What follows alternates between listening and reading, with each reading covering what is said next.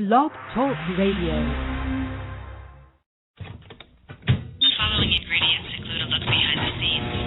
Cook uncovered until hot. Add groove to taste. I would like, if I may, to take you on a strange journey. Once upon a time, there was a little girl. The accident was over a year ago. A second woman has been elected president. The 12th planet has been named in the solar system. The last wild polar bear has died. I slept through it all. I was here for my waking. He called it a beginning. He said it was good. I think he may have thought that anything I did was good.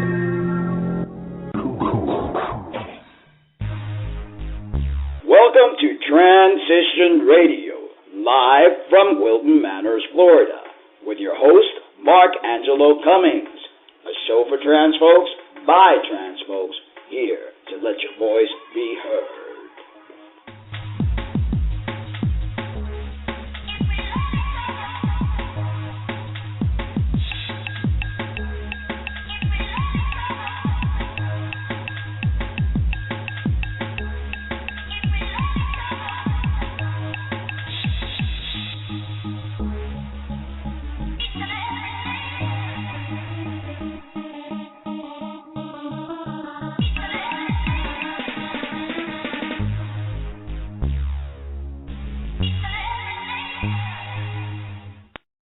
Well, hello and welcome to Transition Radio. It's Tuesday, Trans Tuesday, and thank you for joining me yet again for another great night of great interviews. Coming live to you from Wilton Manors, and my name is Mark Angelo, and I'm sure many of you already know that. Tonight on the show, I have Andrew Coon, an FDM brother who is ambitious, focused, and according to one of my listeners, hot, as she posted on my Facebook announcement page for tonight's show. But before I bring him on, I want to thank my sponsor, thebreastformstore.com. They have everything you could possibly need for your transgender and cross-dressing needs. Visit their website at www.thebreastformstore.com and tell them Mark Angelo from Transition Radio sent you. Andrew is a native of Texas, 28 years old, and is currently living in Baltimore County, Maryland, working as a Maryland state employee for higher education institutions. He is a sophomore who is working towards earning a Bachelor's of Science in Nursing, specializing in trauma and mental health. He hopes to not only have a certification as a trauma nurse, but to also work as a clinical instructor, teaching other nurses in a hospital environment. He has experience working in aspects of pre-hospital and home health care. Andrew is currently a member of the American Psychological Association, as well as various honor societies, which include Pi Theta Kappa and Delta Alpha Pi. He is a STEM scholar and a member of the Nursing Student Association's Maryland chapter. In his spare time, I can't imagine what spare time, but he does enjoy music and plays his guitar and keyboard quite frequently. He is also building an impressive record collection, which includes albums from his favorite bands like Heart, Led Zeppelin, and Def Leppard. And now, welcome to my show, a brother from a different mother, Andrew. How's it going, Andrew? Doing all right. How are you, Mark? Doing great. I'm sure we're not really related because I'm reading all this stuff and it's like, wow, a lot of things in common, except I don't have the impressive record collection. But I did. Well, I think we could probably try to arrange a DNA test and see if we can find out if that's true or not. Exactly. So, well, you're a busy guy, and I'm so grateful that you're here on my show to share your story and to inspire others out there. And that's the reason I created this venue, is to be able to have a library of information for the future trans generation, so they could just go on through all the different guest pages and listen to all the wonderful interviews and stories so they don't feel alone. So well, I think you're doing a great job of it. Thank you so much. What does it mean to you to be trans? Being trans, that's kind of a tough question. For me, just something that I've always been. It's just been a matter of finding out what to call it. I guess it's one of those things where you end up having to almost live different lives in a way. Part of it, of course, is female, and then just coming back around full circle to being, male. But I think it's basically, to me, just encompassing kind of the best features and aspects of both genders, and you have that combined into one person. So it's pretty powerful, I guess, if you ask me. Yeah, I just got goosebumps when you said that, because exactly that's, people transition and they want to be this gender that they wanted to be all their lives, but they don't realize that it's bigger than that. It's just like combining why would we have been born in the opposite gender that we identify if there wasn't a purpose to it. It's like creating the mega human, creating the exactly. Human, let's say. Exactly. And some people think that it's a curse, and to me, this is the greatest gift ever. I mean, gosh, we've walked miles in one gender, now we're walking the other part of our life in the other gender, and it's an amazing experience. Right, and there are even there are other cultures, across the world that have revered us as almost being superior. I mean, you have Native Americans and, even some Middle Eastern countries, and we go back for thousands of years. Exactly. And that's one of the points I like to bring out for those that are starting to realize who they are, and they have a lot of self-hate, and they mutilate their bodies, they cut themselves, they hate their bodies, and it's like, if I could just put in the heart a little seed that says, you are wonderful, there is absolutely nothing wrong with you, that would make a world of difference, because we feel alienated. Right, and here's, a quote I'd like to share from a lady named Ann Bradford, and that is, tell the negative committee that meets inside your head to sit down and shut up. And that's pretty much it. I would say that you need to just kind of tune out everybody's voices around you, because it's not about them, it's about who you are, Exactly. And, it's hard, because from the moment you're little, whether it's your parent, your neighbor, your best friend, always trying to judge you because either we're a little too masculine or vice versa. Right. You're an MTF, you're a little too feminine. And it's like, there's no book written how we should act. And if you're a boy, you have to be super duper masculine and play with trucks and all that stuff. And if you're a girl, you have to be super duper feminine and wear pink little dresses and play with your Barbies. And that's BS. It's BS. Because we have many ways of expressing ourselves. And I believe that we're here to teach humanity to be free of their expression. So in the past 11 years, I've met many trans folks and find there are many things we have in common. Most of us are healers and end up in the medical field, as healers, have talents ranging from playing an instrument, drawing, acting, or actually are great comedians. Why do you think this is? I just think that part of it is that we've had to, experience more than most people. We've had to feel more things than most people will ever, have to feel or go through in a lifetime. And it's got to have an outlet to come out. And for some people that's art, and some people it's music or, again, medicine. And I guess, one of the other gifts that we have is the ability to connect with others on a pretty deep basis, because, most of us can understand, like, say, the opposite gender, for example, and, things like that. I guess that'd probably be the best reason I can think of. So we just have a little bit more to offer than, I guess, your typical straight-laced, black and white, however you want to say it, person. And the way I look at it, too, I think that we have probably lived many lives, those that believe in reincarnation, and there were very advanced spiritual beings. And, of course, very advanced spiritual beings have very advanced spiritual powers. And the fact that we're able to tune in or tap into our creativity says something. And I started really putting two and two together as more and more guests that I had on the show. There's so many talented, tons and tons of talented trans individuals. I don't think I've found one trans individual yet that is not talented. So that kind of makes you wonder. It's like, But, and, we even have one of America's, if not the world's, most foremost surgeons on gender reassignment, Dr. Marcy Bowers, who herself is a a trans woman, and she is absolutely dynamic. One thing I will say is that I am One Ninth Creek in Delaware, Native American, and there is a kind of like a general word in the Native American language, I guess if you were to just kind of combine it all together, to that basically name what transgendered people are called, give them a name, and that's Ayakwa. And basically what that means is two-spirited, the two-spirited ones. And I think that's probably the most accurate way of describing us.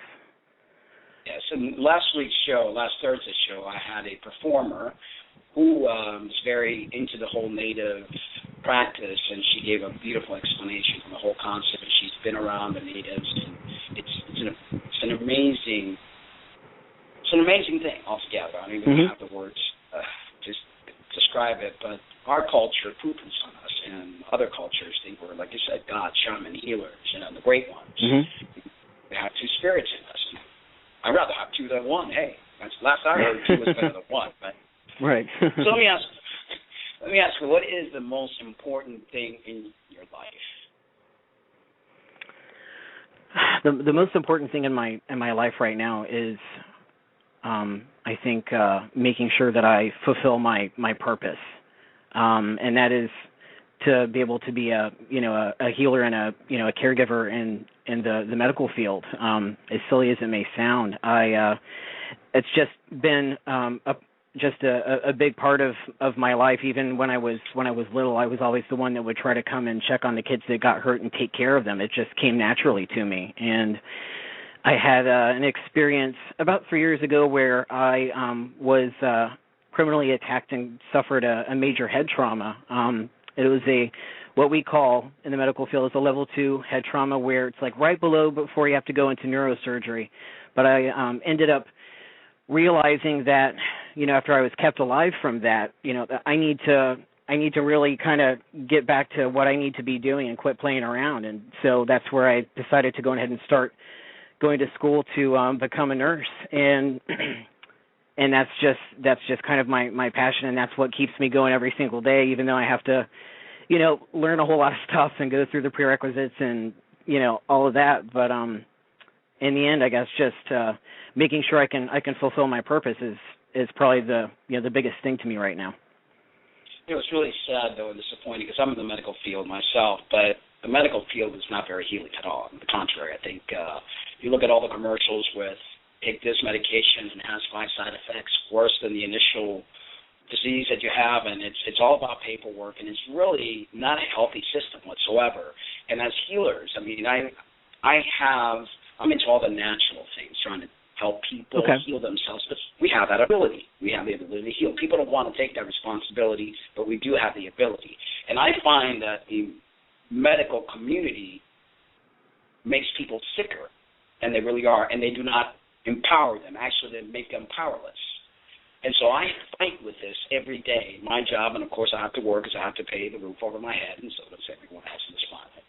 But back in the day, those are the true healers, the shamans and the witch doctors, that we used the herbs and the things and empowered people to help heal themselves. I like to see things turn around in this world and people take a little more responsibility for their health and stop throwing the little hands up in the air and say, oh, doctor, fix me. Well, the doctor is not going to fix you. That's not his job. He's just going to barely keep you alive to continue to put in more and more stuff. And I know that sounds crazy, and I know that sounds whatever, but people need to empower themselves and tap within their natural healing abilities, and they'll find health that way. I see how you could see it that way. I've had surgeons who have told me that all we're doing is just stitching things back together. It's up to nature to go in and take its course and let the person be able to heal. I think that what we're really looking at is a big cultural shift in the way that people are caring for themselves. We've had major changes over the past 50 years with the industrialization of food for the United States, and that itself has caused a lot of health issues. But I still do believe, because I have seen it firsthand and I've done it myself, that nurses, for example, are a big part of positive things in the field of healthcare. I mean, we have there's a woman who's a friend of mine, Nurse Teresa Brown, up in Pennsylvania. she's a nationally acclaimed author and everything, and goes and speaks on behalf of other nurses. But she's had to work with basically advanced stage, end-stage oncology cancer patients, and she's there with them and takes care of them until they pass over. And it's one of those things where sometimes being able to have someone there to be able to help make you comfortable and things like that, it means a lot. And you're also there for the family too. So it really does. A lot of it goes beyond, medications and paperwork and things like that, because when it comes down to it, we're dealing with people. I've attended motor vehicle accidents and seen patients who are terrified that their life could, is getting ready to come to an end, and it's like, how do you connect with that person to get them to hold on, and I even dealt with a 16-year-old male who was a victim of a multiple gunshot wounds in inner city Baltimore a couple of years ago, and I remember I went right out after he had gotten shot, and I heard shots fired, and he had the most horrified look on his face, and he kept asking me if he was going to die and everything, and I just had to, try to get him to stay with me and get him stabilized and everything until EMS responded. But, that's the kind of stuff that, that I guess goes past the paperwork and past, pharmaceutical companies and things like that. And that's how I see healthcare, So, go ahead. Good people. It takes good people to be able to be there and change things around, because the system itself is very faulty. So there are good people. I'm not saying they're not. There are very good people in the healthcare, and thanks to those people, good things happen. But if we don't take control and we try to take away, because it's become a system, and everything that becomes a system kind of gets damaged somewhere down the road. So yes, there's people needed that are compassionate. They're going to be there to hold somebody's hand till the end. There's going to need to be great nurses, and there are. But unfortunately, a lot of people in the healthcare have become burnt because of the amount of work, the amount of paperwork, and the insurance companies don't care. They don't care about the patient. They're a number, and it's all about dollars and cents. And that's where healthcare has become damaged, unfortunately. Yeah, the funny thing is, ironically, I guess the system of health insurance is really not that old. It actually started during the Depression era, where even Depression and up and through World War II, where it got to the point where there was a freeze on bonuses and also earnings being raised by employers, and so they offered this thing called health insurance as a way to try to keep their employees working. And it's really interesting how that's, even though the concept is not that old, how it's really kind of become a giant, and it health insurance is trying to dictate to doctors, what they're allowed to do with their patients, and it's just really sad. So I absolutely agree with you. We have some problems there. Yeah, we do, because it's become a business. It's no longer caring about the patient. It's a business. It's all about dollars and cents. Let's change gears here a little bit. What would you like to see change? What would you like to see change in the way trans individuals see themselves? I would like for them to be able to just start looking more, I guess, inwardly at a lot of the, things that they have to offer, and not see themselves as being any kind of mistake, or seeing that there's, something wrong with them, and to maybe, I guess, learn more about themselves and to realize that a lot of us have overcome things and gone through things that most people will never, ever have to face in their entire lifetime. And to know that they have the capability to be able to do anything that they want to do. And because I think that sometimes a lot of us, we get so overwhelmed and so bogged down by having people tell us, oh, well, you're not going to be able to do that because you're not real. You know what I mean? And I think that each of us has, the everything that we need is already there. We just have to kind of make it happen. And so I find that for me personally, being able to learn about how my mind works and things like that, and also even learning about the transitional physique even, it really helps for me to know what my capabilities are and to be able to kind of push those limits and see what I can do. And I think that's what we all need to try to keep doing or start doing, and we will have some awesome things happen as a result of that. Definitely. Are you proud of being transgender, or are you ashamed? I have to say, I think it's some days I have, like we all do, I have good days and bad days. I was raised in the Deep South, in the Bible Belt. I come from conservative Christian families, on both sides, where up until I came along, they'd never met anybody like me ever before. I think I'm definitely proud of who I am, absolutely. But what I'm trying to do right now for all of us is to kind of push the envelope as to how society and how people around us see people who are transgendered.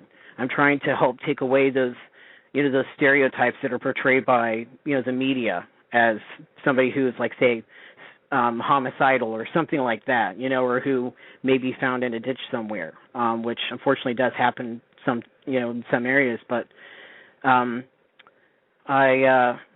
think that I sometimes get really embarrassed and frustrated at what people think of, I guess, what their idea of a transgender person is as soon as I reveal who I am. And so what I've been trying to do at my college campus is I'm Andrew. I'm not like transgendered. I'm Andrew, and I'm a person. This is who I am. That just happens to be a part of me, but I want you to see who I am. And that's how I feel about that. I mean, so I guess to kind of sum it up, yes, I am proud, but I want for things to change some more to where I would, be less hesitant to be able to share with somebody. Right, and then it's pretty scary that things could take place. At the end of the show, I have this in the Trans News a story to share about what happened to a Jamaican transgender teen who got murdered. So who would be the perfect mate and lifelong partner for you, and give us the qualities that would make that person so? Okay, I'm entertaining all serious offers. I'm kidding.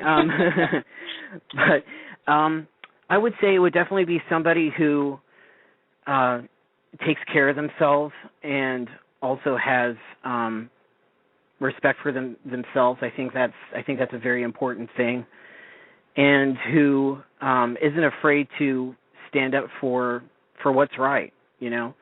I'd also like to have somebody who could be involved in, like, say, law enforcement or the medical field, so that way I could be able to come home from work and say, oh, well, we had this patient who blah, blah, blah, and not have them get sick or anything like that, let them kind of, to have somebody that can kind of understand.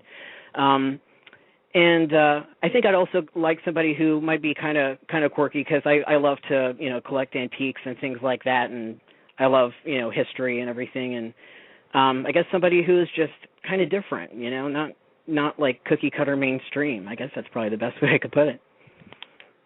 Right. I hear you, and we're talking about being with somebody in the medical field that is important, because you come home and sharing all these great stories, and half the time the person doesn't know what you're talking about, or they get grossed out. And I don't want to give you a medical terminology lesson right now. Exactly. Yeah, I hear you. So yeah, it's important to find someone in your life that's pretty much, very much the same as you. Are you? Do you have a preference? Do you consider yourself bisexual, pansexual, heterosexual, non-sexual, whatever sexual? I don't know. Boy, let me get my dictionary out real quick. No, I'm kidding. I'm just me, and I mean, I am proud to say that I am a long-term, I'm a survivor of long-term child abuse, pretty severe abuse, and I think that it's just, you kind of get to the point where you just want somebody who's going to love you for real, and who's not going to be, I guess, like, fake or just, going through the motions or something like that. And I have dated some girls in the past. I've dated some guys in the past, and I just would like to have somebody who loves me for me. That's about it. Exactly. Somebody that has a lot in common, and just you ride the wave together and have together afterwards. That's what we all strive for. So that's where I guess someone's gender, what they have or what they don't have, doesn't matter to me. I just just doesn't matter. That's fine. I consider myself pansexual, which means I don't care what's between your legs, and I just care what's in your heart. Right. I mean, and when it comes down to it, isn't that what matters anyway? You know, I think that's just to kind of go off on a little tangent. And I'm sure this has probably happened to a lot of us out there who are transgendered. Is that we get told that we're not real, you know, or I think I need to stop dating you because you don't have A, B, and C body part. And I just think that's the most tragic thing. And it's like, I would like to be able to tell everybody, don't let them make you feel bad about that, and just think of it as they are missing out on an awesome freaking person, you know. So that's yeah. We got both. We got a little one, but we got and that's hey, you got a twofer here.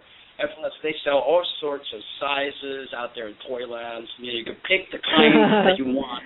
You know, it's like right. What are your goals for the future? Oh gosh, let's see, goals. Oh man. Well, I know within this next couple of years, I'll be obtaining my RN certification, which I'll be really proud about, and also my bachelor's degree in nursing and everything. And I think that I would like to just be able to improve my health and have a house that I can call my own, that I'll be settled in for a while. And I guess it sounds pretty simple, but that would make me happy, you know? That sounds simple as good. People don't realize how simple it is the best thing. And if you're not happy with I was going to say, if you're not happy with yourself, you can't really be happy with someone else. That is so true. That is very, very true. You got to love yourself first and know yourself first, so then you can bring someone else into your life. Well, thank you so much for sharing this time with me, and I'm sure the listeners enjoyed it greatly, and if you missed it live, you could catch it on demand. And now I'm going to go ahead and say the little trans news before the lady cuts me off. They give me 30 minutes, and after 30 minutes, you go on recording. Take it away. Like 10 minutes. Okay, so in the trans news, USA Today referenced Jamaica, a Jamaica transgender teen murdered by mobster. Dwayne Jones was relentlessly teased in high school for being effeminate until he dropped out. His father not only kicked him out of the house at the age of 14, but also helped jeering neighbors push the youngster from the rough Jamaican slum where he grew up. By age 16, the teenager was dead, beat, stabbed, shot, and run over by a car when he showed up at a street party dressed as a woman. His mistake, confiding to a friend that he was attending a straight party as a girl for the first time in his life.